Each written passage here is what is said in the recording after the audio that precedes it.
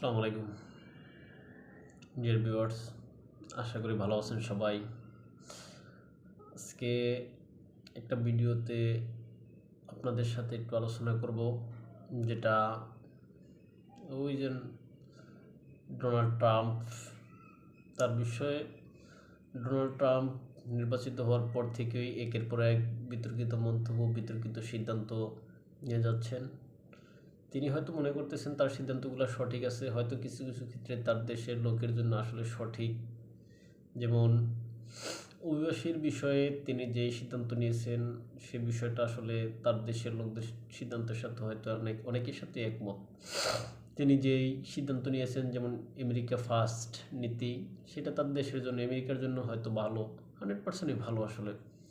কিন্তু হয়তো তাদের যে সমস্ত বন্ধু রাষ্ট্র আছে বা যারা অভিবাসন প্রত্যাশী আছে, তাদের জন্য হয়তো খারাপ। হ্যাঁ, এরকম অনেকগুলো বিষয় আছে। হয়তো ইউক্রেন রাশিয়া যুদ্ধের ক্ষেত্রে তিনি যে সিদ্ধান্ত নিয়েছেন, হয়তো তার দেশের জন্য হয়তো ভালো কিছু কিছু ক্ষেত্রে, কিন্তু তার বন্ধু ইউক্রেনের ক্ষেত্রে হয়তো তা মারাত্মক খারাপ। কেননা ইউক্রেনের রাশিয়ার কাছে অলরেডি তার বিশাল একটা অংশ মানে রাশিয়া দখল করে নিয়েছে। এখন এই অবস্থায় যদি কোনো একটা যুদ্ধবৃত্তি হয়, সেক্ষেত্রে রাশিয়া তার আপনার যে ভূখণ্ড দখল করে নিয়েছে, সেই ভূখণ্ড রাশিয়া হয়তো ছাড়বে না। এখন কীভাবে এই যুদ্ধের তারা সেখানে একটা মীমাংসায় পৌঁছাবে, সেটাও বোধগম্য নয়। আবার এখানে এই যুদ্ধ বন্ধের ক্ষেত্রে ইউরোপ তাদের বন্ধুদেরকেও তারা কীভাবে ইনভলভ করবে বা সেখানে তাদেরকে রাজি করাবে, সেই বিষয়টা আসলে আমাদের বোধগম্য নয়। যাক, তারপর সবচেয়ে যে বিষয়টি নিয়ে এখানে আলোচনা করবো, সেটা হচ্ছে গিয়া ট্রাম্পের কিছু কিছু ফাঁকা বুলি থাকে আর কি, ফাঁকা আওয়াজ থাকে। হ্যাঁ, সেই ফাঁকা আওয়াজগুলো হয়তো কোনো কোনো ক্ষেত্রে দু একটা কার্যকর হয়ে যায়, মানে জ্বরে বগমরে ফকিরের কেরামতি পারে, এরকম কোয়ালিটি আর কি। সবগুলো না, কিছু কিছু হয়তো এভাবে হয়ে যায় আর কি, ভাগ্যের ঠেলায়। এই বাকিগুলো হয়তো তিনি সেখান থেকে হয়তো পিছপা হন, এরকম আর কি। তবে তিনি মানুষকে বা তাদের যে সমস্ত বন্ধু বা তার সাথে যারা সাক্ষাৎ করতে আসে বা যাদেরকে তিনি সাক্ষাৎ করতে নিয়ে যান, এই বর্তমানে কিন্তু তাদের সাথে খুবই রাফ ব্যবহার করেন। একমাত্র একটু ব্যতিক্রম দেখলাম নেতানিয়াহুর সাথে, নেতানিয়াহু ব্যতীত আর কি। অন্য এই যে মিশরের যেই মিশর না তো, লেবানন, লেবানন না, ওটা হচ্ছে আপনার জর্ডানে যেই রাজতান্ত্রিক শাসন ব্যবস্থা, সেই রাজতান্ত্রিক শাসন ব্যবস্থার যে রাজা আর কি, দ্বিতীয় আবদুল্লাহ বলা হয় যাকে, তাকে সেখানে নিয়েছেন, দাওয়াত করে নিয়েছেন, নিয়ে তারা কিন্তু মোটামুটি ভালো একটা অপমানই করা হয়েছে। ভারতের প্রধানমন্ত্রী নরেন্দ্র মোদী গেলেন, তিনি যে ভালো একটা সম্মান পেয়েছেন আমার থেকে মনে হয় না। এটা আমার নিজস্ব অভিজ্ঞতা থেকে আমি বললাম।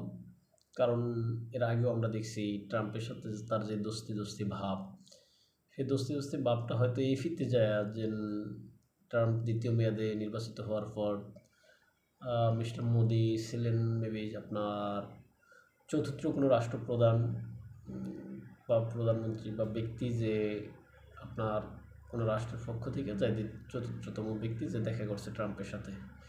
হ্যাঁ, আর সেক্ষেত্রে তিনি ভালো একটা সম্মান হয়তো পান না, আমার থেকে মনে হচ্ছে। এটা আমার নিজের ব্যক্তিগত অভিমত, হয়তো আপনাদের সাথে এক নাও হতে পারে। তারপরে হচ্ছে গিয়া আপনার শুধুমাত্র নেতানিয়াহু এখানে যথাযোগ্য সম্মান পেয়েছে, এবং নেতানিয়াহু যতটুকু পাওয়ার দরকার তার থেকেও বেশি সম্মান পেয়েছে এখানে। কেননা বিশ্বের ক্ষমতাশীল রাষ্ট্রের ক্ষমতাশীল প্রধানমন্ত্রী বা প্রেসিডেন্ট, আপনি যা বলেন, প্রেসিডেন্ট মিস্টার ট্রাম্প। আর সেই মিস্টার ট্রাম্প নেতানিয়াহু যখন বসার পরে তার চেয়ারটা কিন্তু আপনার ঠেলা এগিয়ে দিয়েছে আর কি। আপনারা দেখবেন একটা ভিডিও ভাইরাল হয়েছে, আমি হয়তো এখানে আপনাদেরকে দেখাতে পারতেছি না, অনেকেই নেটে চাইলে দেখে নিতে পারবেন। যে ক্ষমতাশীল রাষ্ট্রের প্রেসিডেন্ট, সে নিকৃষ্টতম একটা রাষ্ট্রপ্রধান ইসরায়েলের নেতানিয়াহু, কসাই কোয়ালিটি আর কি, তাকে আপনার চেয়ার আগিয়ে দিচ্ছে। এটা আসলে সবই আপনার ক্ষমতার রাজনীতির কুটচাল। কেননা ইহুদিরা এমন একটা জাতি, ওরা আসলে অনেক বড় লোক, অনেক। ওদের লবিগুলা যুক্তরাষ্ট্রে অনেক বড় বড় লবি। আপনার এই ইহুদিগুলা, ওরা আসলে জ্ঞানে বিজ্ঞানে এবং সম্পদ বিত্তশালী, বিজ্ঞানে উন্নত এবং খুবই বিত্তশালী। আইনস্টাইন কিন্তু ওদের ইহুদিদের ঘরে জন্ম নেওয়া। তারপর এই মার্ক জুকারবার্গ, আমরা যাদের ফেসবুক চালাই, ও কিন্তু ইহুদি। হ্যাঁ, এরকম ওরা কিন্তু খুবই বড়লোক থাকে। ইহুদিরা খুবই বড়লোক এবং ওরা অনেক জ্ঞানী এবং অর্থনৈতিকভাবে খুবই অগ্রসর, জ্ঞানে বিজ্ঞানে উন্নত। যা এবং যুক্তরাষ্ট্রে ইহুদিদের বিরাট বিরাট লবি আছে। এই লবিদের থেকে হয়তো ট্রাম্প সাহেব নির্বাচনে হয়তো আপনার ওদের যে ফান্ডিং বা অর্থ সংগ্রহ বলা হয়, সে অর্থ সংগ্রহ করছে। হয়তো সেখানে বড় বড় ওই ইহুদি সংস্থাগুলো হয়তো সেখানে দান করছে, বা দান বলা যাবে না, তো অর্থায়ন করছে আর কি। এই জন্য মিস্টার ট্রাম্প হয়তো বা তাদের অনুগ্রহ নিয়ে হয়তো নির্বাচিত হয়েছেন বা জয় হয়েছেন। আর সেই প্রতিদান স্বরূপ হয়তো তিনি ওই নেতানিয়াহুকে আপনার চেয়ারে এগিয়ে দিয়েছেন। যাই হোক, সেটা বিষয় না। তিনি আবার নেতানিয়াহুকে খুশি করার জন্য তার উপস্থিতিতে আবার এমন কথাও বলছেন যে গাজাকে তিনি দখল করে নেবেন। গাজা দখল করে নিয়ে সেখানের জনগণ যারা আছে তাদেরকে তিনি অন্যত্র, অর্থাৎ মিশর, জর্ডান, অন্য এই সমস্ত দেশগুলোতে, পার্শ্ববর্তী দেশগুলোতে পাঠিয়ে দেবেন। এবং সেখানে কি হবে, সেখানে তিনি আসলে তো রিয়েল এস্টেট ব্যবসায়ী। তিনি বিরাট বিরাট আপনার অট্টালিকা করবেন। সেই অট্টালিকায় থাকবে কারা? আমেরিকান এবং ওই ইসরায়েলের নাগরিকরা। আর এখানে যে ফিলিস্তিনি আছে এদেরকে জন্য তিনি ওই জর্ডান অথবা মিশরে তাদের আবাসস্থল নির্মাণ করে দেবেন। এই সে অবস্থা। এখন তিনি এমন একজন ব্যক্তি, তিনি এর আগের টার্মে যখন প্রথমবার নির্বাচিত হয়েছেন, তাও তিনি ইসরায়েলের জন্য অনেক কিছু করেছেন। অর্থাৎ পশ্চিম তীরে তিনি তাদের দূতাবাস স্থাপন করেছেন। হ্যাঁ, এইবারও এসে তিনি সরাসরি গাজাকে দখল করে নিতে চাইতেছেন। হ্যাঁ, প্রয়োজনে এমন আছে হয়তো বা তিনি, আসলে বলা যায় না, তিনি হয়তো বা সৈন্য পাঠিয়ে দেবেন। তাদের যে মেরিন ফোর্স আছে সেখান থেকে হয়তো সৈন্য পাঠিয়ে গাজাটা দখল করে নিতে পারেন। আর তিনি যেহেতু একজন বিজনেসম্যান, রিয়েল এস্টেট ব্যবসায়ী, সেই ক্ষেত্রে হয়তো তার ফান্ডিংয়ের ভিতরে হয়তো তাদের অন্য অন্য বন্ধুবান্ধব যারা রিয়েল এস্টেট কোম্পানির আছে তারাও হয়তো বা করছে, অর্থায়ন করছে তার নির্বাচনে। হ্যাঁ, এখন সেই ক্ষেত্রে তহবিল সংগ্রহের ক্ষেত্রে হয়তো তারা ভালো ভূমিকা পালন করছে।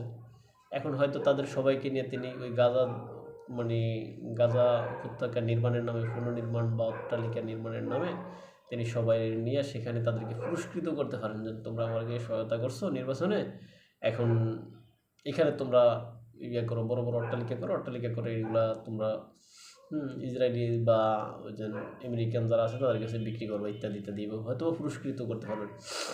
যদিও আমরা চাই এটা না হোক, কেননা মুসলিম হিসাবে ওটা সকল মুসলমানদের পবিত্র জায়গা। আর সেই জায়গা মুসলমানদেরই থাকবে, এই আশাবাদই আসলে আমরা রাখি। তারপর ট্রাম্পের আসলে অনেক সময় হয়তো কথার থেকে, কাজের থেকে কথা হয়তো বেশি বলেন। হ্যাঁ, আবার তাকে বিশ্বাস করা যায় না আসলে। অনেক সময় কথা বলতে বলতে অনেক সময় কাজ করে ফেলেন। যেমন উত্তর কোরিয়ার এর আগে ট্রাম্পে আমরা দেখলাম যে উত্তর কোরিয়ার সাথে মনে হয় যে যুদ্ধ, বাজে বাজে অবস্থা। হ্যাঁ, মনে হয় যে আক্রমণ করবে আমেরিকা, মনে হয় যে উত্তর কোরিয়ার আক্রমণ করবে, এরকম কোয়ালিটি ছিল। কিন্তু সবশেষে আমরা দেখলাম যে না, আসলে আক্রমণ কিছু না, সবই ছিল কথার লড়াই, কথার যুদ্ধ। হ্যাঁ, এই কথার যুদ্ধের ভিতরে হঠাৎ করে তারা সিঙ্গাপুরে দেখলাম উত্তর কোরিয়ার নেতা কিম জং উনের সাথে তার সাক্ষাৎ। হ্যাঁ, এখন হয়তো এরকম হতে পারে তিনি আপনার এখন সবাইকে চাপ দিচ্ছেন যে তিনি গাজা দখল করবেন, গাজা দখল করে সেখানে অট্টালিকা নির্মাণ করবেন, কিন্তু আসলে তার এর ভিতরে হয়তো অন্য পরিকল্পনা, অর্থাৎ অন্য পরিকল্পনাবর্তী তিনি মধ্যপ্রাচ্য থেকে আরও তার যেই আপনার খাজনা নেওয়া আর কি, যেটা সোজা বাংলায় বলা যায় খাজনা নেওয়া বা ইনাম নেওয়া, হ্যাঁ, হয়তো তিনি সেটা আরও বেশি করে নিতে চাইতেছেন। অর্থাৎ এর মাধ্যমে পরোক্ষভাবে হয়তো তিনি সৌদিকে বা মিশরকে বা তাদের যে সমস্ত এখানে মিত্র আছে তাদেরকে হয়তো কাউকে আপনার দিতে কোনো একটা চাপ দিচ্ছেন। হ্যাঁ, চাপ দিচ্ছেন। সেখানে কি যে তিনি হয়তো ওই যে আব্রাহাম অ্যাকর্ড, সেখানে হয়তো কোনো দেশ তার প্রথম টার্মে যে তিনি আব্রাহাম অ্যাকর্ড দিয়েছিলেন একটা চুক্তি ইসরায়েলের সাথে সম্পর্ক স্বাভাবিককরণের, সেক্ষেত্রে সৌদি আসে না, কিন্তু অনেক আরব দেশ আসছে সেখানে। এখন হয়তো তিনি এর মাধ্যমে এই যে ভূমি দখলের নামে বা গাজা দখলের নামে একটা চাপ সৃষ্টি করতেছেন, সেখানে হঠাৎ হয়তো তিনি অপশন দিবেন যে তোমরা হয়তো ইসরায়েলের সাথে সম্পর্ক স্বাভাবিক করো, তাহলে তোমরা আমি ভূমি দখল করুন না, এরকম একটা চাপ দিবেন।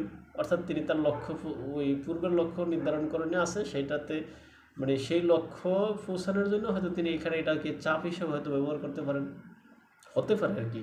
এটা আসলে যে হবে এরকম না, আমরা আমাদের মতো আর কি হয়তো আলোচনা করতে চাইতেছি। আমাদের আলোচনা যেন 100% সঠিক এটা না, মানে আমরা আমাদের ধারণাটা বা আমরা যেটা চিন্তা করতেছি ওইটা কিন্তু আপনাদের সাথে শেয়ার করতেছি। হ্যাঁ, এখন হয়তো আপনাদের চিন্তা আমাদের থেকে হয়তো ভালো থাকতে পারে, হয়তো আপনাদেরটা ধারে কাছেও নাই, এমনকি আপনাদেরটা হয়তো ট্রাম্প হয়তো বাস্তবায়ন করে ফেলাইছে।